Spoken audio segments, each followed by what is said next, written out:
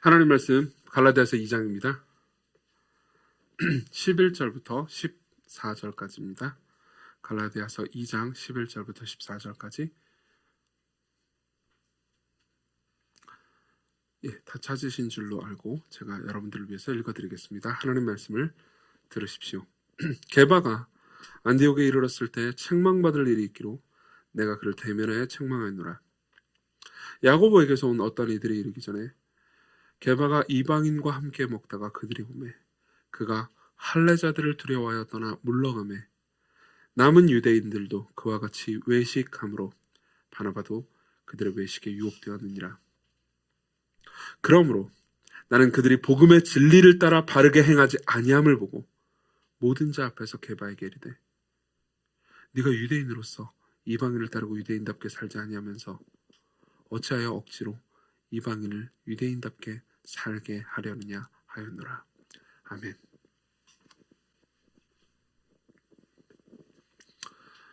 안경을 바꾼 건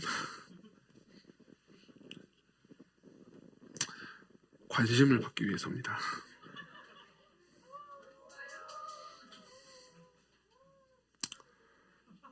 지적으로 보인다고요? 이상하다고요? 네, 이상하다. 제가 알기로는 교역자인 것 같은데 교역자 평가에 반영하겠습니다. 교역자 평가 없어요, 근데 우리.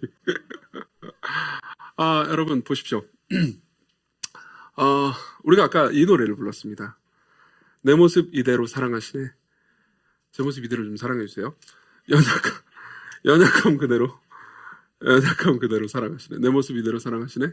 연약함 그대로 사랑하시네. 여러분 그걸 아십니까? 이런 가사로 노래를 부를 수 있는 종교는 기독교 말고 없습니다. 단연코. 아마도 그러니까 수사적으로 이런 표현을 다른 종교에서 쓸 수는 있을지언정 진짜로 이게 우리의 공식 교리입니다라고 말할 수 있는 종교는 없을 겁니다. 그건 복음이 그러니까 우리가 생각하는 것 이상으로 훨씬 더 급진적인 이야기라는 것을 말해줍니다. 지금까지 계속해서 이제 갈라디아서를 설교를 들으신 분들은 이제 어느 정도 이해하셨겠지만 제가 여러분들에게 이런 말씀 많이 드렸습니다. 복음은 순서에 관한 거라고요. 기억하시나요? 복음은 순서에 관한 겁니다.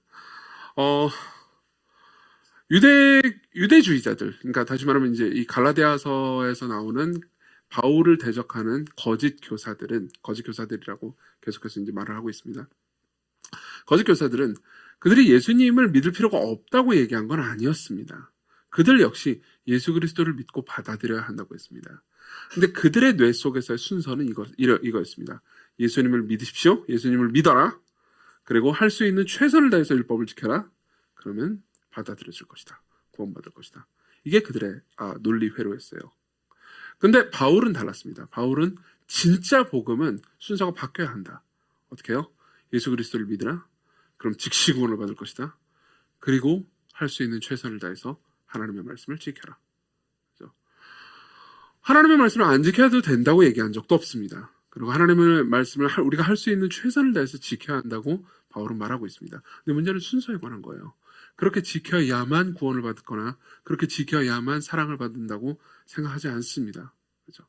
그리고 복음은 우리가 예수 그리스도를 믿을 뿐만 아니라 하나님의 율법을 최선을 다해서 지켜야만 우리가 더 받아들여지거나 사랑받을 수 있다고 말하지 않습니다. 이건 전적으로 순서에 관한 문제죠. 그렇죠? 이거를 제가 여러 번에 걸쳐서 여러분들에게 반복하는 이유가 있습니다.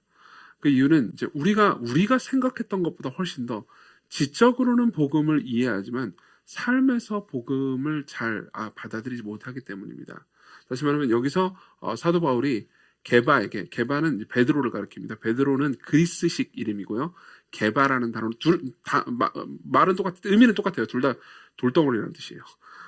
진짜요. 네. 게바는 아람어식 발음이고 베드로는 페트로스 이제 그 그리스식 발음이에요. 근데 이제 게바를 향해서 뭐라고 그러냐면 그들이 복음의 진리를 따라서 바르게 행하지 아니함을 보고라고 말합니다. 그러니까 무슨 말이냐면 베드로가 예수 그리스도를 믿을 뿐만 아니라 율법도 열심히 지켜야 하나님께 사랑받을 수 있다. 이렇게 믿은 적은 없어요. 베드로의 교리 체계 안에서 그런 생각은 없습니다. 존재할 수가 없어요. 그렇지만 베드로는 예수 그리스도를 믿는 믿음만으로 하나님께 사랑받을 수 있다고 생각하고, 그리고 나서 하나님 뜻대로 살아야 한다고 바울과 똑같이 신학적으로 생각을 했지만, 문제는 베드로는 그렇게 행하지 않았다는 거죠. 그렇죠? 그 말은 베드로뿐만 아니라 베드로 정도가 되는 훌륭한 예수님의 직계 제자가 그런 위험에 빠질 수 있었다면, 저와 여러분들은 언제든지 그런 위험에 빠질 수 있다는 겁니다. 그리고 그런 위험 중에 아주 중요한 하나가 차별입니다. 우리가 누군가를 차별하고 있잖아요. 그럼 사실 두 가지 일이 우리 안에 일어난 겁니다. 하나는 뭐냐면은 우리의 마음이 심히 불안하고, 그리고 자기 증명에 꽉 차 있습니다. 심리적으로는요. 그리고 신학적으로는요. 우리는 이신칭의를, 예수 그리스도를 믿는 믿음만으로 하나님께 사랑받고 받아들여진다라는 진리를 진정으로 받아들이고 있지 않습니다. 그렇죠? 마음으로 진짜 이걸 믿지는 않는다는 거죠. 그렇기 때문에 이 이야기를 좀 진지하게 살펴보는 건 중요합니다. 11절부터 14절에 나오는 이 짧은 이야기는 이제 신학자들이 안디옥 스캔들이라고 부르는 이야기입니다. 안디옥에서 일어난 이제 스캔들이고, 그리고 스캔들의 내용 간단하게 얘기하면 이제 사도 바울이 사도긴 해요. 사도긴 하지만 약간 이제 당시의 입장에서는 약간 이제 연차가 낮은 사도인 거죠. 그리고 사도 바울이 이제 사도 베드로를 이제 공식석상에서 훈계하고 꾸짖은, 즉 갈군 이야기입니다. 그러니까 여러분들이 좀 이해하기 쉽게 받아들인다면, 여러분들 입장에서 어떻게 생각하면 되면, 아까 찬양인도 하신 오강일 전도사님이 공식석상에서 밥 먹고 있는데 이정규 목사한테 네가 복음의 진리를 따라서 바르게 행하지 아니함을 보고, 뭐 이런 식으로 얘기했다는 겁니다. 반말은 안 하려나? 어쨌든 목사님이 복음의 진리를 따라서 바르게 행하지 요거 있지 않습니다. 그러면서 밥상을 엎은 거예요. 그죠? 이런 사건이, 그러면 시광 되게 좋아하네요. 그럼 시광 스캔들이라고 볼 수 있지 않습니까? 그렇죠? 안디옥 스캔들입니다. 이게 무슨 의미인지 좀 설명을 해드릴게요. 이걸 이해하기 위해서는 첫 번째로는 배경 및 사건에 대해서 좀 정리를 할 필요가 있습니다. 두 번째로는요, 그 의미에 대해서, 진정한 의미, 문제의 본질이 무엇인지에 대해서 이해를 할 필요가 있습니다. 그리고 마지막으로 우리 삶에 어떻게 적용할 수 있는지 이렇게 말씀드릴게요. 첫 번째로는 배경 및 사건, 두 번째로는 문제의 본질, 그리고 세 번째로는요, 적용입니다. 하나씩 보죠. 먼저 배경을 좀 얘기할 필요가 있습니다. 당시에 이제 이 유대교는 어쨌든 간에 이제 구약 성경을 다 믿죠. 그렇죠? 근데 구약 성경을 철저하게 믿은 결과 사실상 구약 성경이 요구하지 않은 어떤 것까지도 믿고 행하게 됐습니다. 예컨대 구약 성경에 보면 이런 것들이 있습니다. 그러니까 여러분들이 아마 레위기를 읽으신 분들이라면 어떤 짐승들은 먹고 어떤 짐승들은 절대로 먹지 말아야 한다. 이런 이제 여러 가지 명령들이 있다는 것을 알 수 있을 겁니다. 예컨대 피에 생명이 있기 때문에 생명 있는 피째 음식을 먹으면 안 된다. 이런 이야기가 있습니다. 여러분들 선지국과 순대를 먹을 수 없는 거죠. 그렇죠? 그렇지만 신약에 와서는 우리가 그 모든 제한이 다 철폐됐다는 것을 알고 있습니다. 저는 선지국을 엄청나게 좋아합니다. 선지국에 양선지가 얼마나 맛있는지 아세요? 당연히 순대도 좋아하죠. 여러분들은 마음껏 양심껏 그 모든 음식을 먹어도 됩니다. 게다가 구약성경에 나오는 모든 제사들 있잖아요. 그 제사들도 구약 때까지만 있었고요. 신약 때 와가지고 그리스도의 죽음과 부활 사역 이후에 철폐됐습니다. 근데 이제 문제는 뭐냐면 그들은 이제 그리스도의 죽음과 부활의 사역을 진정으로 이해하지 못했기 때문에 이게 아직 철폐됐다는 것을 받아들이지 못하고 있었어요. 근데 여기서 잠깐만 여러분들의 이해를 돕기 위해서, 그러니까 구약 성경에 나오는 모든 율법, 그러니까 의식적인 율법들 있잖아요. 그 의식적인 율법들이 왜 철폐됐는지에 대해서 잠깐만 말씀을 드리겠습니다. 간단하게만 말씀드릴게요. 성경, 특히 구약 성경에 나오는 모든 율법은 세 가지로 나눌 수 있습니다. 이건 보통 신학자들이 나누는 근거가 되는데 이 구분에 대해서 반대하는 사람들도 있습니다. 근데 대체로 대부분의 신학자들, 정통적인 신학자들은 이 구분을 다 받아들입니다. 첫 번째는 도덕법이라는 겁니다. 예를 들면 십계명이죠. 이거는 이제 변치 않고 구약이든 신약이든 똑같이 등장하고 있고요. 변치 않고 우리가 영원히 지켜야 되는 하나님의 법입니다. 도덕법이라고 불러요. 십계명이요. 십계명과 유사한, 그러니까 이제 시대와 상관없이 변치 않게 우리에게 적용되는 법이죠. 이건 우리가 계속해서 지켜야 됩니다. 살인하지 말라, 계속해서 지켜야 됩니다. 간음하지 말라, 계속해서 지켜야 됩니다. 그리고 시민법이라는 게 있습니다. 시민법은 당시에 이스라엘 백성들 국가가 운영되기 위해서 하나님께서 주신 법이죠. 예컨대 희년 같은 법이 있습니다. 희년은 간단합니다. 희년은 이제 안식년이 이제 6년 지나고 나서 7년째 오거든요. 그 이제 그걸 7번 곱하잖아요. 그럼 49년이 되잖아요. 근데 그 이듬해 50년째 되는 해 있잖아요. 그때 이제 모든 재산들과 그 모든 것들이 다 리셋됩니다. 그리고 모든 노예들이 풀려내요. 그러니까 해방과 자유의 날이죠. 그래서 보세요. 보통 50년 정도면은 한 두세 대 정도 지날 때잖아요. 두세 대 좀 지나기 전이잖아요. 그렇기 때문에 이 50년 되고 나서 50년 동안 열심히 살잖아요. 그러면 가난한 사람들은 그러니까 똑같이 재산이 있다 하더라도 부지런하고 열심히 산 사람들은 어떻게 되겠어요? 부자가 될 수 있겠죠. 그리고 게으르고 막 자기의 죄 때문에 막 허랑방탕하게 산 사람들은 가난하게 될 거 아니에요. 근데 이제 50년쯤 지나면은 그게 이제 대물림 된단 말이에요. 그러면은 그 다음 세대가 열심히 살아도 재산이나 여러 가지 불평등 문제 때문에 그러니까 도무지 맞추지 못하는 그런 부의 불평등 문제가 굉장히 심각해질 거 아니에요. 근데 50년에 한 번씩 그걸 리셋 시켜줘야했어요.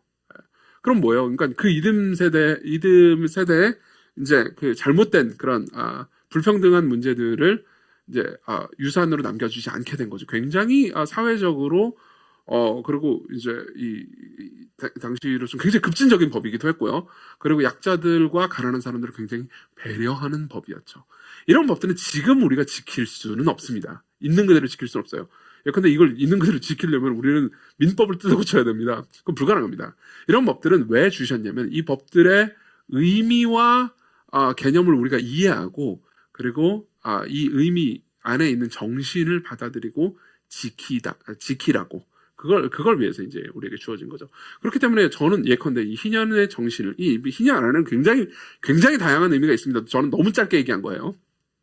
희년의 정신을 진심으로 지키는 사람이라면은 이제 자기가 가지고 있는 부와 명예나 이런 것들을 이제 자식들이나 그 이후 세대에게 그러니까 너무 지나치게 물려주면서 이제 불평등 문제를 야기시키면 안 된다라는 생각을 하는 거죠. 저도 그렇게 할 거고요. 뭐 가진 게 별로 없어서 줄 게 없지만 어쨌든 여러분들 모두가 그렇게 생각할 수 있습니다. 이거는 시민법은 어떻게 지키는 겁니까? 그 정신을 이해하고 적용하면서 지키는 겁니다. 그리고 의식법들이 있습니다. 아까 말했던 뭐 제사법이나 이런 것들이죠. 이 모든 것들은 일종의 교육용입니다. 실제로 히브리서는 이렇게 얘기합니다. 제가 읽어드릴게요. 빠르게 읽어드리겠습니다. 율법은 여기서 말하는 율법은 문맥상 의식법을 가리킵니다. 장차 올 모든 일의 그림자일 뿐이요 참 형상이 아니므로 해마다 늘 드리는 같은 제사로 나오는 자들 언제나 온전하게 할 수 없느니라. 그렇지 아니하면 섬기는 자들이 단번하게 정결하게 되어 다시 죄를 깨닫는 일이 없으리니 어찌 제사 드리는 일을 그치지 아니하였으리요. 그러나 이 제사들은 해마다 죄를 기억하게 하는 것이 있나니 이는 황소와 염소의 피가 능히 죄를 없이 하지 못함이라. 간단하게 정리하자면 이렇습니다. 예를 들어보죠. 제가 이제 구약시대에 살고 있다고 합시다. 그럼 제가 죄를 저지르잖아요. 그러면은 짐승을 잡아와야 됩니다. 예를 들면 양을 잡습니다. 그리고 제 죄를 양에게 전가하기 위해서 양의 머리에 손을 얹습니다. 그리고 이제 양의 각을 뜹니다. 죽여요. 그리고 이제 번제나 혹은 뭐 화목제 같은 걸로 이제 양을 드리죠. 죽음으로 피를 흘림으로써 양을 드립니다. 태워드리기도 해요. 그렇죠? 그렇게 하면 그걸 통해서 이제 뭘 얘기하냐면 내가 저지른 모든 죄 있잖아요. 내가 저지른 모든 죄를 속죄하기 위해서 이 양에게 죄를 전가하고 양이 나 대신 형벌을 받음으로써 내 죄를 용서받는다라는 개념인 겁니다. 그렇죠? 근데 생각해 보십시오. 여러분들 양 잡아본 적이 아마 없을 건데 양 잡아본 걸 본 적도 없는 분들도 많을 겁니다. 저는 이제 옛날에 시골에서 개 잡는 걸 본 적이 있습니다. 진짜 끔찍했어요. 네. 물론 그리고 나서 이제 나중에 개고기를 맛있게 먹긴 했습니다. 좀 야만적이게요. 제가 원래 그렇긴 하지만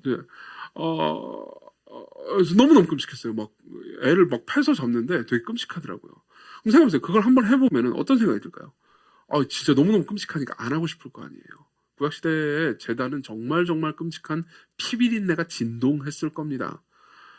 그러니까 이제 이 양을 한 마리 잡아가지고 죽인 다음에 이런 식으로 생각할 수 있죠. 다시는 이런 짓 하고 싶지 않다. 맞죠? 너무너무 지겹다. 다시는 죄를 저지르지 말아야지. 그리고 어떻게 됐을까요? 어떻게 되긴요. 또 양 잡아가지고 끌고 올 수밖에 없었죠. 그래서 계속 죄를 저지를 수밖에 없습니다. 그 과정 중에서 사람들은 무언가를 깨닫게 됩니다. 내 의지와 내 힘과 내 능력으로 죄를 이길 수가 없구나. 그렇죠?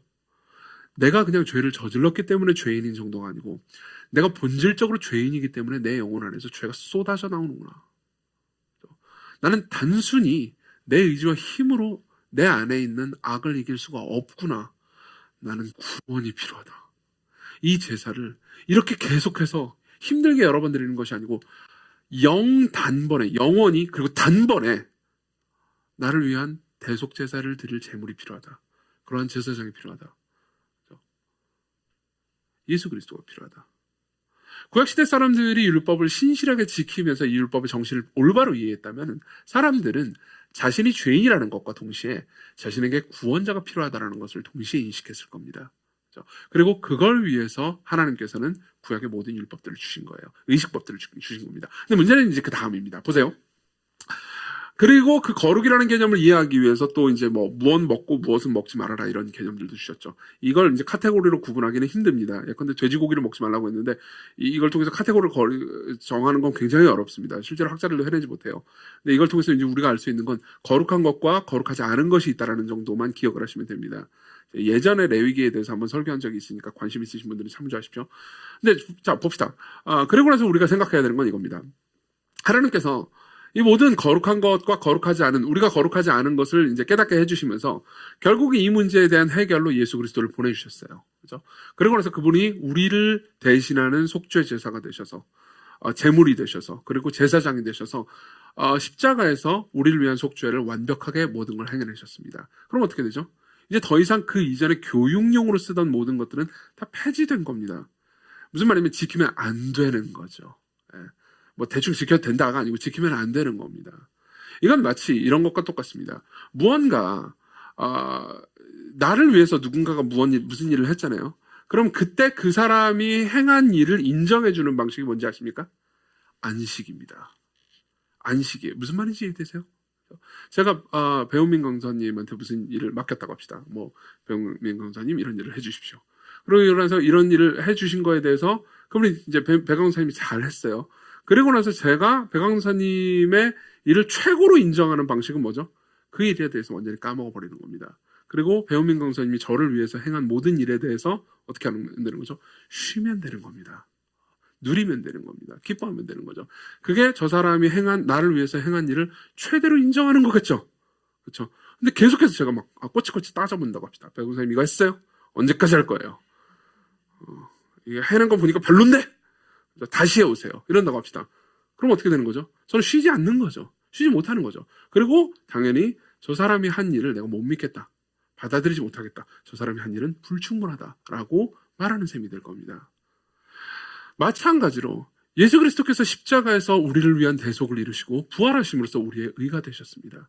그런데도 불구하고 계속해서 의식법들을 지키잖아요. 그건 뭘 의미하냐면 예수 그리스도께서 우리를 위해서 행하신 일이 충분하거나 완전하지 않다고 말하는 셈이 되는 겁니다. 당연히 그거는 사실에 있어서도 그런 것이었고요. 그리고 하나님께서 우리에게 아들을 주심으로써 우리에게 베푸신 일들을 무시하는 것이기도 했죠. 그렇죠? 그렇기 때문에 이 모든 것들은 폐지됐습니다. 근데 당시의 유대인들 중에서는 예수 그리스도를 믿는 믿음을 가져야 한다. 그렇지만 이 모든 유대의 율법들도 지켜야 한다라고 생각하는 사람들이 있었습니다. 그 사람들이 이 12절에 보면요. 11절부터 읽어드리죠. 게바가 안디옥에 있을 때 책망받을 일이 있기로 내가 그를 대면하여 책망했습니다. 야고보에게서 온 어떤 이들이 이르기 전에 이건 야고보의 제자라는 의미는 아닙니다. 야고보는 이들이 이렇게 이들을 이렇게 가르치지 않았을 거예요. 근데 이제 본인이 저는 야고보로부터 배운 사람입니다라고 이야기를 한 거죠. 실제로 야고보와 어떤 연관이 있는지 우리는 다 알 수 없지만은 어쨌든 야고보의 생각과 이 사람들의 생각은 달랐던 것이 분명합니다. 조금 이따 끝날 때 더 자세히 얘기해 드릴게요. 어쨌든 간에 우리는 야고보의 제자들입니다.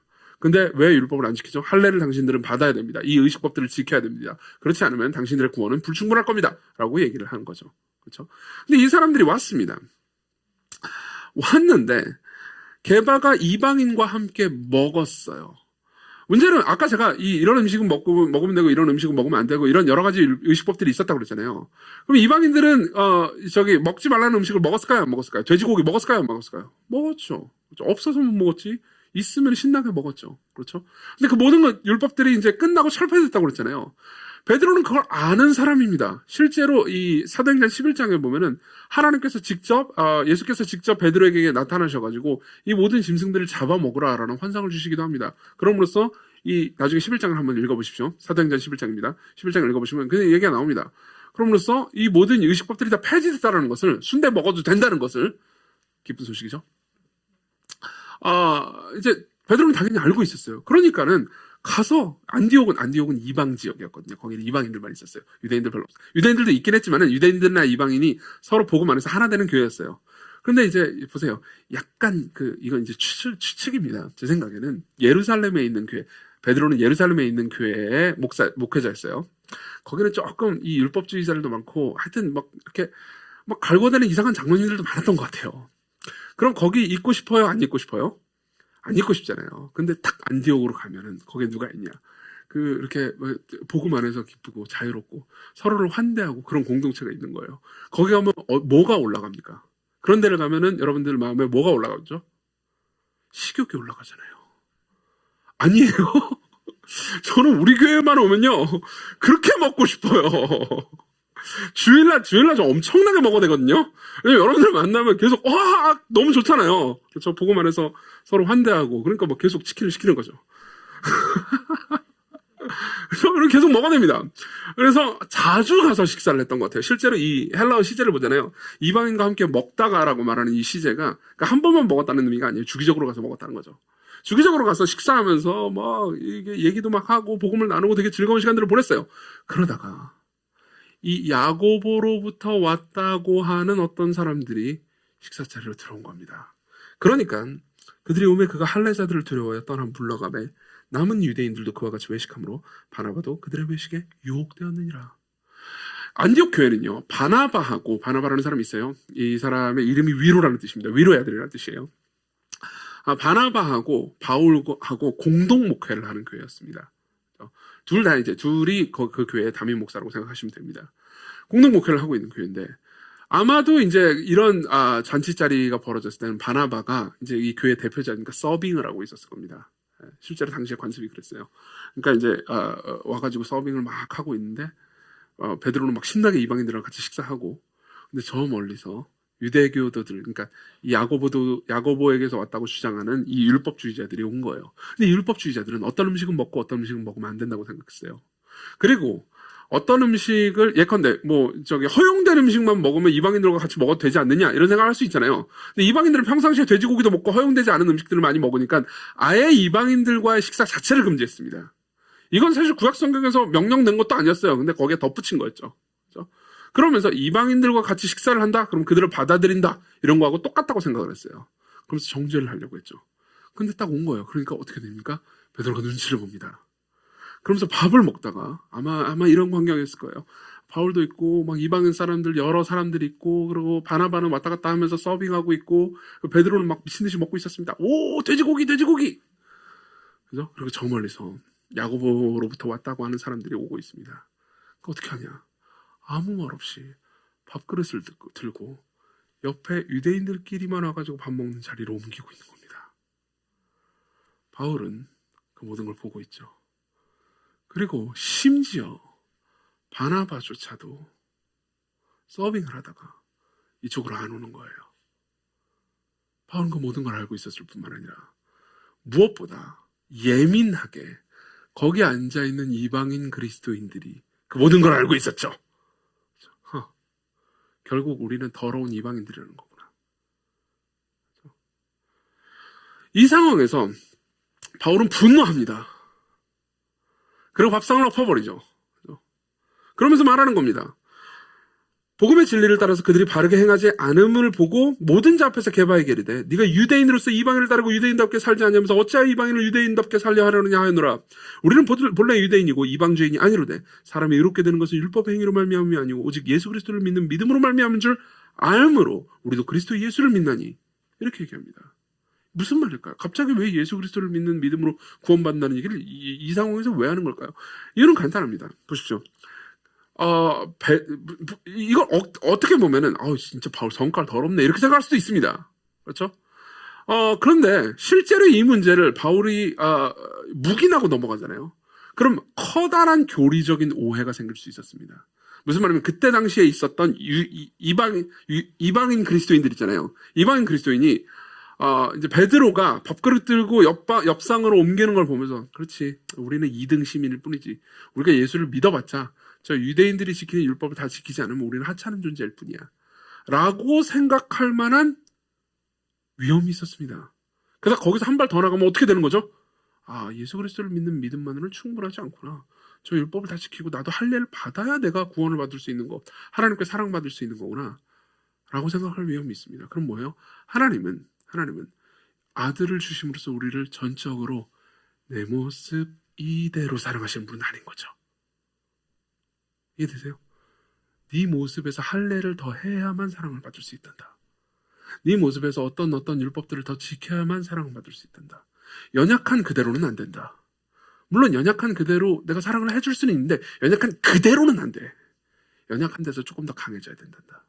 연약한 데서 조금 더 무언가를 추가해야 된단다. 그래야 내가 너를 사랑해 줄 수 있어 라고 하나님께서 말씀하시는 것처럼 모든 것을 왜곡시켜 버릴 수 있었습니다. 근데 게다가 지금 이 일을 하는 사람이 누구예요? 베드로하고 바나바예요. 다시 말하면 교리에 있어서 권위자인 거죠. 그죠? 그러면 이건 간단한 문제가 아닙니다. 다시 말하면 오가겔 전도사님 입장에서 물론 담임 목사인 저를 존경하고 사랑하고 존중하겠죠. 아닌가? 비웃고 있어요. 크크 이러고 있었어요. 뭐 그러겠죠. 그러기를 바라요. 그러나 진짜 제가 여기서 오가겔 전도사님 입장에서 보기에는 복음과 반대되는 얘기를 하고 있는 거예요.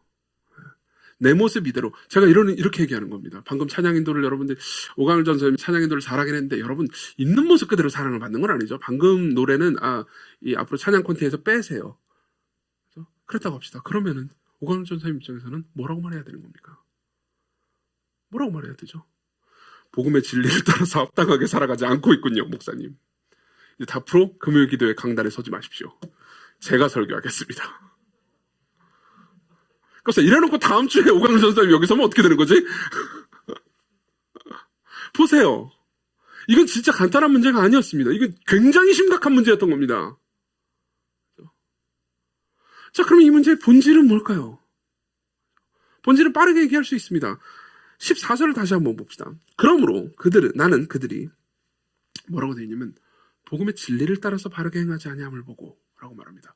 복음의 진리를 따라서 바르게 행하지 아니함을 보고. 자, 이 말을 오해하지 마십시오. 이 말을 우리는 뭉뚱그려서 이렇게 생각하기 쉽습니다.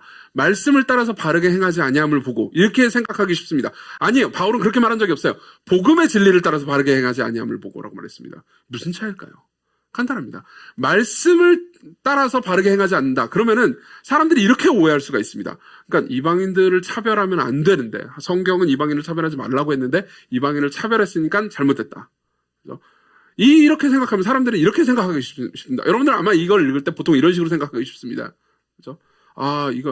이방인들을 차별하지 말라라는 율법이 있는데 율법을 잘 지켜야 하나님께 사랑받을 수 있는데 율법을 안 지켰고 그러니까 베드로는 잘못했어. 이렇게 오해할 수 있어요. 이런 식으로 이해해서는 안 됩니다.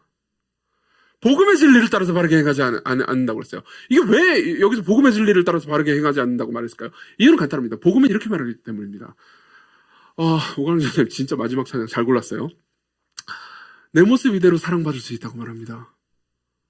연약한 그대로 사랑받을 수 있다고 말합니다. 우리가 예수 그리스도를 믿는다면 그리스도 안에서 조건 없이 받아들여질 수 있다고 말해요. 그렇죠? 그러면 여러분들이 그리스도 안에 있다면 그리고 베드로가 그리스도 안에 있다면요. 베드로는 예수 그리스도 안에서 하나님께 예수님만큼 사랑받고 예수님만큼 인정받습니다. 맞죠? 그렇죠? 근데 베드로는 두려워했어요. 12절에 보면 이렇게 말합니다. 야고보에게서 온 어떤 이들이 이르기 전에 게바가 이방인과 함께 먹다가 그들이 오매 그가 할례자들을 두려워하여 떠나 물러가며 왜 두려워했을까요? 왜 두려워했을까요? 간단하죠. 저 사람들에게 인정받지 못할까 봐요. 저 사람들에게 저 게바 저 베드로 저 이방인들랑 먹네. 좀 이렇게 하급 사도야. 저 사도라는 작자가 왜 저래? 뒷담화하겠죠. 욕하겠죠. 혹은 율법을 제대로 지키지 않고 율법을 멸시하는 사람이야 라고 생각하면서 함부로 대할 수도 있습니다. 근데요, 베드로는요, 이 사람들의 인정이 베드로에게는 중요했습니다. 그래서 이 사람들에게 인정받기 위해서 지금 앞에 있는 이방인들을 약간 무시하는 건 베드로에게 큰 문제가 아니었어요. 그렇죠? 그럼 봅시다. 베드로는요, 예수 그리스도 안에서 자신이 하나님께 조건 없이 인정받고 있다는 사실을 믿은 겁니까? 안 믿은 겁니까? 믿기도 하고 안 믿기도 했던 거죠. 뇌로는 믿었습니다. 교리 시험을 친다면 그렇게 썼을 겁니다. 그렇지만 이 순간 야고보로부터 왔다고 주장하는 그 어떤 이들이 온 그 순간에는 하나님께서 예수 그리스도 안에서 나를 조건 없이 인정하셨다는 사실은 자신의 삶에서 별로 현실이 아니었습니다. 그건 중요한 게 아니었죠. 그렇죠? 이 사람들, 이 거짓 교사들로부터 버림받는다는 것이 엄청난 두려움으로 사로잡혔습니다. 엄청난 두려움이 돼서 베드로를 사로잡았죠. 그리고 어떻게 합니까? 외식해버립니다. 그때 베드로가 행했던 건 단지 율법을 어긴 정도가 아니었습니다. 복음을 자신의 행동으로 부정해버린 거죠. 이렇게 말한 겁니다. 예수 그리스도를 믿는 믿음만으로 구원받는 건 아니랍니다, 여러분. 여러분들은 할례도 받고 율법도 지켜야 돼요. 라고 몸으로 말한 셈인 거죠. 이해되시나요? 그리고 바울은 그 문제를요, 베드로의 몸으로 말한 그 행동의 문제를요, 가만히 내버려 둘 수는 없었던 거죠. 이게 문제의 본질이었어요.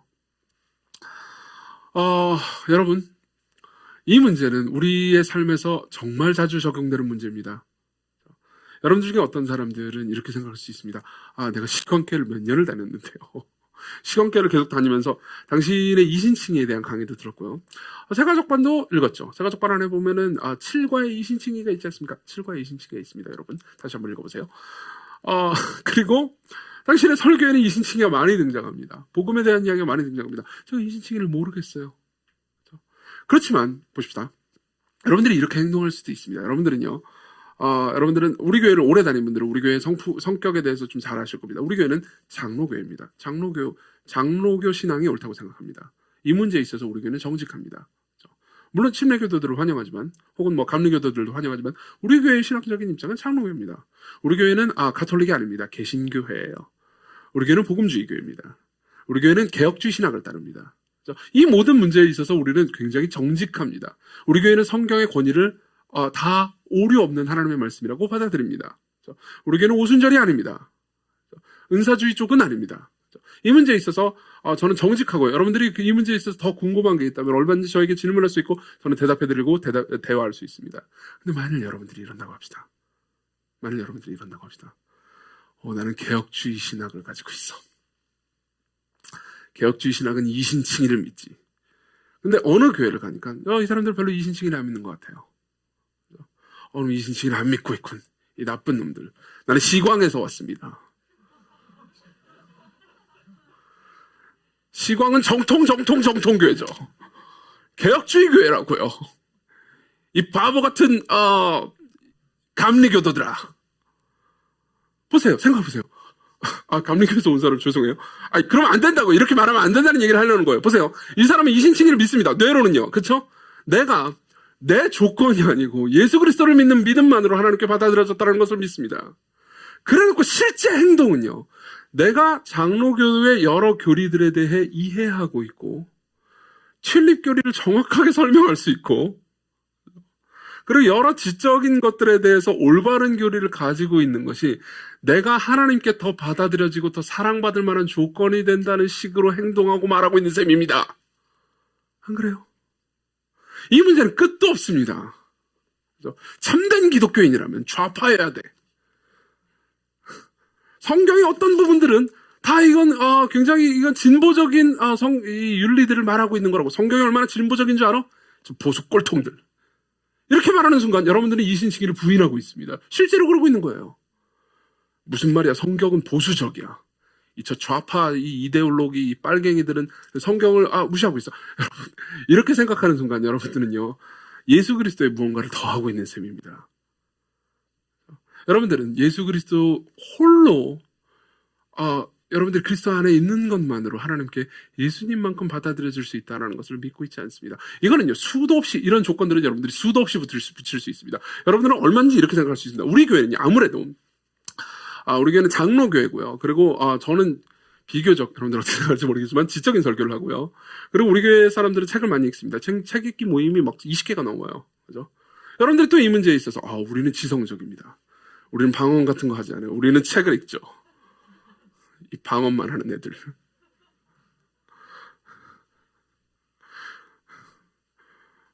방언하는 분들이 기도를 얼마나 열심히 하는데요. 여러분들 개인의 성향, 예컨대 음악적 성향이라든가 신앙적 성향이라든가 성품적 성향이라든가 그렇죠? 이런 것들을 복음에 붙일 수 있습니다. 그렇죠? 마치 여러분들 개개인의 성향이 가지고 있는 신앙만이 좀 더 나은 신앙인 양 생각할 수 있습니다. 그렇죠? 외향형인 사람은요, 많은 사람들을 만나가지고 많은 사람들과 함께 하는 것이 좋은 신앙이라고 생각하고, 좀 약간 고독한 걸 즐기면서, 그죠? 그러니까, 물론 공동체에 소속되어 있긴 하지만은, 그럼에도 불구하고 많은 사람과 교제를 나누지 않는 것을 소극적인 신앙이라고 생각할 수도 있습니다. 그죠? 그 반대도 마찬가지고요. 우리 수많은 것들을 붙입니다. 그렇게 수많은 것들을 붙이는 가운데서 우리는 우리 자신의 조건으로 의를 삼습니다. 그때 여러분들은요, 내 모습 이대로 주께 사랑받는다고 고백하고 있지 않은 거죠.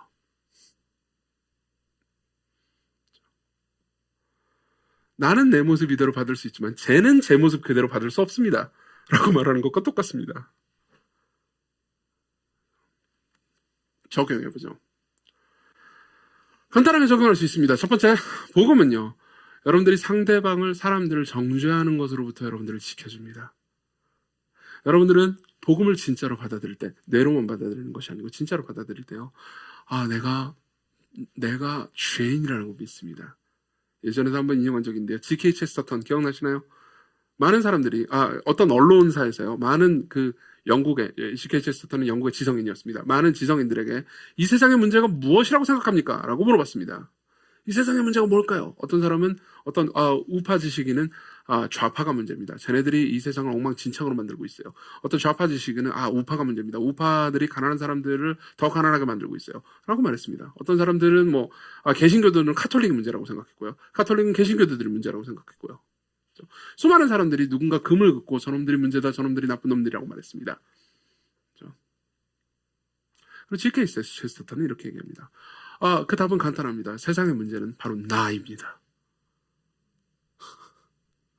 내가 문제예요. 내가 죄인입니다. 내가 모든 문제를 양산했습니다. 여러분들이 이렇게 생각할 때요, 여러분들은 누구도 정죄하지 않게 됩니다. 그 말이 무언가 옳은 것과 그른 것을 구분하지 않는다는 걸 의미하는 건 아닙니다. 보십시오. 사도 바울은요, 지금 베드로가 틀렸다고 정죄하고 있습니다. 그렇지만 베드로보다 자신이 더 낫다고 생각하지는 않습니다. 누군가를 정죄하지 않습니다. 복음은 여러분들을 누군가를 정죄하고 평가하고 판단하는 것으로부터 여러분들을 지켜줍니다. 그런데 두 번째는, 이것도 중요한 부분입니다. 앞에 것만 생각하면 안 되고 두 번째도 생각해야 됩니다. 두 번째는요, 복음은요, 여러분들이 겁쟁이가 되는 것으로부터 여러분들을 지켜줍니다. 복음은 여러분들이 겁쟁이가 되는 것으로부터 여러분들을 지켜줍니다. 무슨 말인지 설명해 드릴게요. 갈라디아서를 읽으면서 어떤 주석가의 글을 읽으면서 제가 굉장히 마음에 와닿았던 말이 하나 있습니다. 부드러운 마음을 가진 사람이 부드러운 마음을 가진 사람에게 끊임없이 따라다니는 죄가 있는데 그것은 바로 타협입니다. 어떻게 생각할지 모르겠지만 저는 좀 약간 부드러운 마음을 가지고 있습니다. 진짜예요. 그러다 보니까 이렇게 막 이렇게 화내고 이런 스타일은 아니에요. 아시는 분들은 아시겠죠? 그렇죠? 막 이렇게 막 정죄하고 막 그러는 약간 그런 좀 왜 고개를 갸우뚱 하시는지 모르겠지만 어쨌든 그런단 말이에요. 그래서 저는 쉽게 타협하는 경향이 있습니다. 왜 그럴까요? 상대방의 인정을 잃고 싶지 않거든요. 그래서 동준이가 나를 생각할 때 따뜻하고 사랑이 많은 목사라고 생각할 텐데 갑자기 동준이의 잘못을 내가 지적한다면 동준이가 나를 이제 따뜻하고 사랑이 많은 목사가 아니고 정죄하고 지적질하기 좋아하는 목사로 인식하지 않을까? 나는 동준이의 인정을 받고 싶은데 동준이로부터 버림받고 싶지 않아. 그럼 동준이의 죄를 제가 지적해주지 못하게 되겠죠? 그렇죠? 제가 여러분들에게 설교를 할 때요, 여러분들 안에 보편적으로 흐르고 있는 마음의 죄를 분명하게 지적하는 것을 두려워한다면요, 그 손해는 도대체 누가 보는 겁니까? 여러분들이 봅니다. 왜 제가 그런 일을 할까요? 여러분들에게 인정받고 싶으니까요. 그렇죠? 그렇지만 복음은요, 우리가 그리스도 안에서 인정받는다고 말합니다. 그렇기 때문에 복음은요, 나에게 용기를 줍니다. 내가 이 사람들을 섬길 수 있는 최고의 방식은 이 사람들이 실제로 싫어한다 하더라도 예수 그리스도를 이 사람들에게 전하는 거다. 자신의 죄와 절망을 깨닫게 만들고 그리스도 안에서만 그 모든 문제의 해답이 있다는 것을 말해주는 것이다 라고 믿게 되는 거죠. 여러분들은 어떻습니까? 여러분들은 혹시 두려워합니까? 여러분들은 무엇을 두려워합니까? 여러분들은 누구의 인정을 두려워하고 있습니까? 여러분들은 내 모습 이대로 사랑하시고 받으시는 분을 여러분들 삶의 가장 중요한 분으로 모시고 있습니까? 여러분들이요, 사람들에게 칭찬만 받잖아요. 그럼 여러분들은 예수님과 같지 않습니다. 예수님은 많은 사람들에게부터 반대도 받으셨거든요. 물론 여러분들이 사람들의 욕만 듣잖아요. 그것도 예수님과 다릅니다. 왜냐면 예수님은요, 정말 많은 사람들이 예수님을 따르고 주와 구주로 믿었거든요. 여러분들이 정말로 그리스도를 따르고 있다면요, 누군가는 여러분들을 사랑하고 좋아하고 칭송할 거고요, 누군가는 여러분들을 반대하면서 싫어할 겁니다. 안 그래요? 그럼에도 불구하고 그 모든 국면에서 여러분들은 담대할 겁니다. 누군가의 칭찬을 받는다고 해서 여러분들이 막 마음이 높아지고 막 그렇게 되지 않을 겁니다. 왜냐하면 여러분들을 진정으로 인정하시는 분은 그리스도 안에서 성부 하나님이시기 때문이죠. 여러분들이 누군가 비난한다고 해서 여러분들을 마음이 막 낮아지거나 막 고통스럽거나 잠을 못 자게 되지 않을 겁니다. 왜냐하면 우리 구주 예수 그리스도도 그 길을 걸어가셨거든요. 여러분들은 담대하게 됩니다. 그렇지만 자의식에 깊이 빠지거나 교만하지 않게 됩니다. 그리스도께로 오십시오. 그분이 여러분들을 그분 닮은 모양으로 변화시키십니다. 그리고 그분은 우리를 구하기 위해서 우리의 발버둥을, 우리가 그분을 싫어서 미워서 그분을 거부하는 모욕을요, 왜냐면 거절하지 않으셨습니다. 피하지 않으셨어요. 그분은 겁쟁이가 아니셨습니다. 하나만 얘기하고 마치죠. 제가 오늘 설교는 좀 길어졌네요. 찬양도 늦게 끝났어요.